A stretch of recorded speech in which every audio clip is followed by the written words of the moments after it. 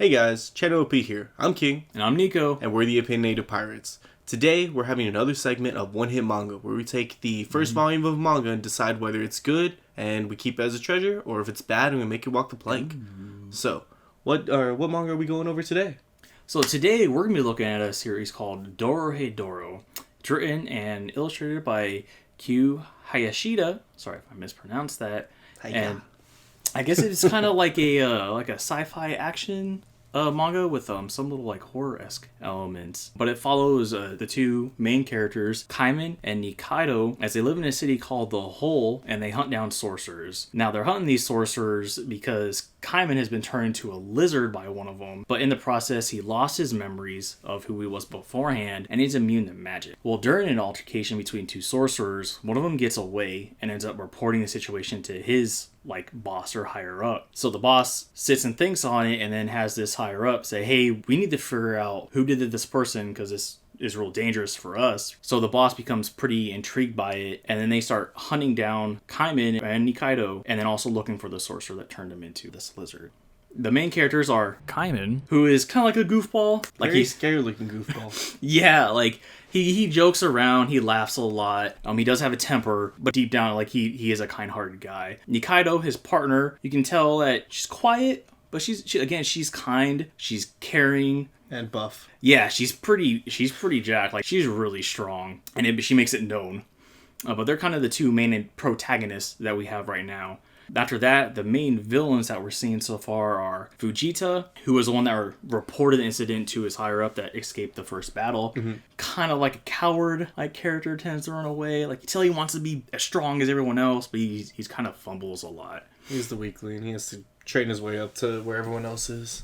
After that, we have what seems to be the big boss, and he hasn't really shown a whole lot of personality. He seems very, commanding. And he's really into mushrooms. Yeah, he likes mushrooms a lot. I don't know. If someone likes mushrooms a lot, maybe he's got some, kind of laid-back tendencies. I don't know. I guess we'll see. But yeah, even when, certain things happen, he keeps himself very composed, even in, bad situations. Lastly, we have Shin and Noi. Now, these are En's cleaners. Mm-hmm. Shin's kind of he's really mellow, but almost like a deranged mellow. For what he's doing, he enjoys violence, he likes hurting people, and he shows that, but not that he goes to being real calm and chill, which will be, I guess, kind of interesting to see how his character plays out. And then Noi is his partner. She's very cheery and outgoing, so kind of a polar opposite to happy-go-lucky killer. So I was looking at him just two dangerous personalities put together just make the perfect organized chaos that you could have. So I was the one that originally got this book because it stood out to me so much, and I showed it to you after reading it, and I was really interested to see what your thoughts are on it. And I guess I'll share mine too, but I want to know what were your takeaways with this volume? I really enjoyed it. I mean, there are times where it's getting really dark, or it's dark. It's a dark it's a dark looking book.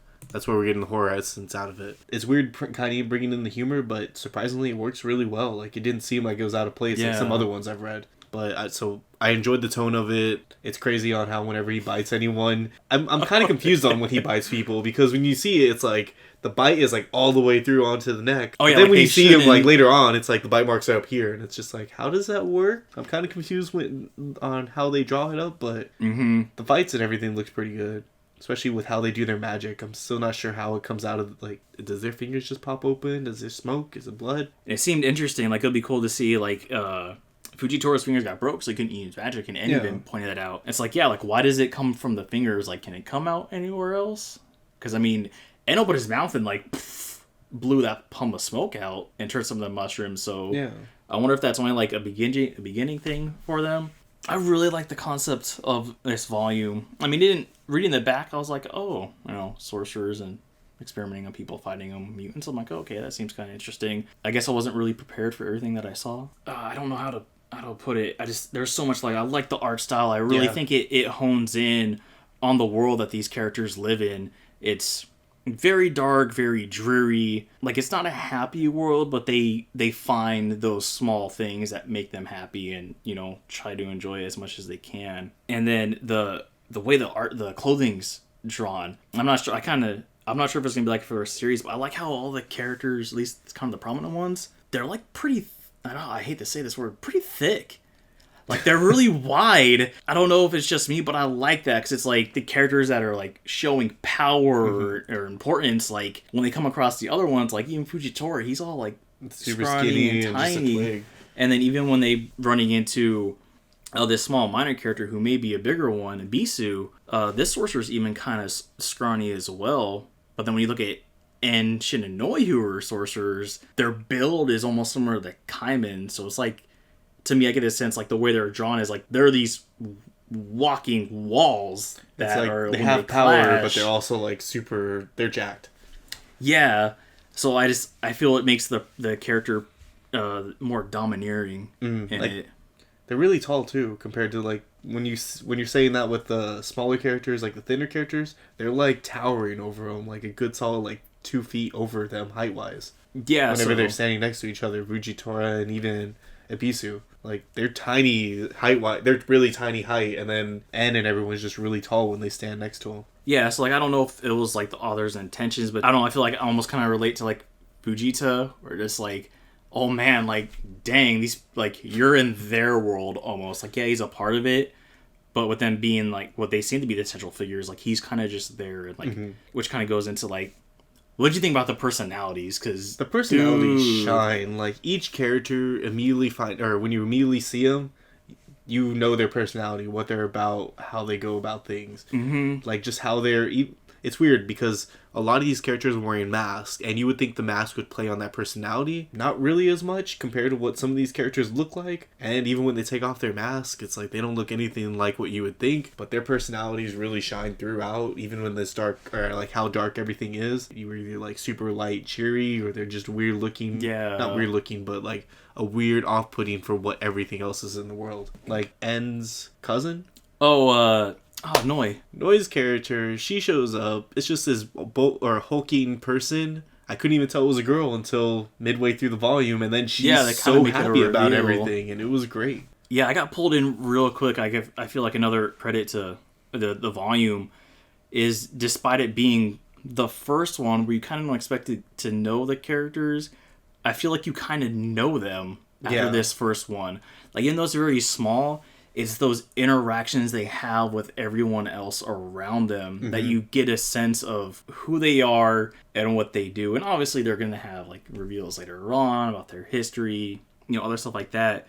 But I feel like you're given a very good solid foundation to pull you in and keep wanting to go. Because as with any of them, it throws those like, what is this? What is this? What is this? What are these questions? But with those character interactions, it gives you like just enough to keep you wanting to come back, and doesn't give you enough ambiguity to push you away. And just like, you're like, yeah, I want to know more. You know which one I really enjoyed? When they met up with Needle. Like, immediately Kaiman goes, he's like, oh my god, it's a sorcerer, I need to go take him out. He attacks him. He tries to smoke it up. And then, like, immediately he's like, oh, it's not him. And Needle's just like, oh, that's okay. This is just how this world is. I just deal with it. And he was just so chill about the whole thing. I liked how that interaction was. And they were just like, hey, you got food? Let's all have food together. Yeah, it was cool to show because, with Kaiman and Nikaido and what you see of the other sorcerers, it makes them to be out these bad guys. But that interaction with Nita, like, oh, maybe there's people there. It's like, you know what? Hey, I'm stuck in this hellhole too. Like, I'm just here to make the best of it, kind of thing. And just how like chill everyone was about the situation. But speaking of Needle and how they were, it's like, what was the character really shine for you? Like, what was your favorite character so far? I want to say Kaiman just because I guess they show a little more because the main character. Yeah. But I'm really interested in En. Like, they haven't really shown a whole lot of his character. I'm digging his mask, because Noi and Shin, theirs cover their face, but En's just goes around his mouth. And when they show that it's the devils, some demon. Some demonic figure makes these masks for them. So why is En's only around his face, or his mouth, while the ones having around their head? So is there a power creep there? I'd imagine there is, because they're working for En. But with how vibrant the personalities are, like I want to see his. When I first saw En, it was weird. I honestly thought that was his face. I was like, oh, I guess in this world he just... So I did too! Until, like, I think he moved it, and it was like, oh, I thought that was your face. I thought you were just really messed up there. Yeah, he does that plume of smoke. I was like, oh, okay. Well, I'm less terrified. That's more understandable. Like, I can get behind that. But what was I guess either your favorite or the one you're looking forward to most, and I can later on. For me, it's Ibisu. Like, she shows up in her little, like, death or skull costume, and then immediately gets, like, her face ripped off. Thing. Felt bad for her there. You don't really see too much, but then, like, throughout the book, she's loopy as heck. I don't know if that's just how she normally is, but I'm really wondering how she's going to be when she hopefully either turns normal, or is she going to be the loopy character for the rest of it. Either way, I'm enjoying how she is so far, and I would love to see how things go, because they really wanted to go after her at first, and we still didn't find out, like, is she the one who cursed him or to begin with, because she was really into, like, reptile magic. I'm wondering, is she supposed to be, like, just this actual, like, heavy powerful sorcerer later on, because she has a mask compared to what's his face, Fujitora. Yeah, because his isn't really a... Yeah, he's like a little basic mask. She has a full-blown mask, meaning she has to have some type of level of skill. That's true. But she's not drawn like she has a whole bunch of level of skill, so I'm wondering how that's going to be, or how, when she gets there, how's that going to turn out. It'll be cool to see her, that specifically that development progression, because I feel like she's the one we know the least about. And then I guess speaking as least, what was the things you liked the least about this volume? Some of the things I like the least, I guess where it kind of starts off. I understand where it's starting off. Like, hey, this is how the world is, but it started off like right in the middle of a battle, and just immediately killed off some of these characters, or well, killed off a character, which I know they're not important enough to really get much, but just kind of like, I felt like if I started off just a little bit before, I would have been, it'd see a little bit more of the world. It'd give me more time to see how the world was. Okay, not too much of a bad complaint, just more of like, I wish I could have seen a little bit more. So I'm guessing, would you say, like, someone picking up the volume coming in, would that be enough to, like, deter them? Because it's just like, whoa, what is this? What's going on? Like, there's already a lot going on. I'll put this down. Yes, because it's kind of like when you go and you open up a second volume or a third volume and you're in the middle of something, it feels like, I'm missing a part. Let me try to find it. Honestly, with this book, I feel there's nitpicks for me. I didn't think about what you said from your point. For me, it was more like, whoa, what's going on? Like, I want to know more. Yeah. But the one thing I would point out was some of the panels, the transitions, like when it goes from panel to panel, seem like they skip a little bit. Yeah. Too much. Again, it's not how dark everything is. It's kind of difficult to follow. Yeah, like it's not what is it? The Green Arrow bad? Oh. That one's bad. Was it New 52 Green Arrow? New 52 Green Arrow. It's not that bad where it's like I'm on the ground. Oh, here in this panel I have wasn't a sign and I'm swinging it and you're like, when did he get up? When did he grab the sign? So it's nothing like it's nothing like that. But there are some more small things because again it does move pretty quickly at some points. So in those scenes where it's going transition, I would just advise, like, if you're going to read it, take your time to look at those panels. Because I know me, I can be a pretty quick reader. So if I'm reading too fast, I'm like, whoa, wait, what? I'll have to go back and check it. Yeah. So I do feel like at some points of the book, it benefits you to read a little bit slower. Overall, I recommend it. If you like those dark lines, or if you're not a fan of gore, don't look at it. It gets pretty gory. As far as a rating go, I'd give it a 5 out of 5. Like, I don't know if you can tell the bookshelf back there behind SS4 Goku, but I already have a couple more volumes, so I'm going to be sitting and going through those. I was waiting until this video got out before I dive in. I won't be buying the rest of this series, because I want to know more. Even if it gets a little bad, I don't care. I'm going to keep buying it, because I liked it that much.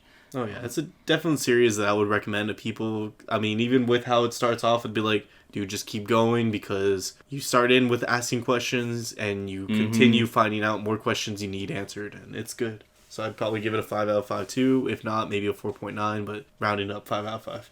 Yeah, so like I can't wait to dive more into this series. Yeah. Well, guys, looks like our voyage has come to an end. Thank you for joining in our discussion. If you want to join the OP crew, then hit that subscribe button down below. If you like the video or just like listening to us talk about this manga, then hit the like button down below. And if you want to stay up to date with all our videos, then hit that red bell up at the top corner, one of these corners. It's up there around somewhere. Hit that bell and stay up to date with our stuff. If you're this volume and you liked it, disliked it, let us know below. Or if you're planning to pick it up now and what your thoughts are on it, and favorite characters, what you're looking forward to, all that good stuff. So with that, I'm Nico. And I'm King. And we're the Pin Pirates, sailing off.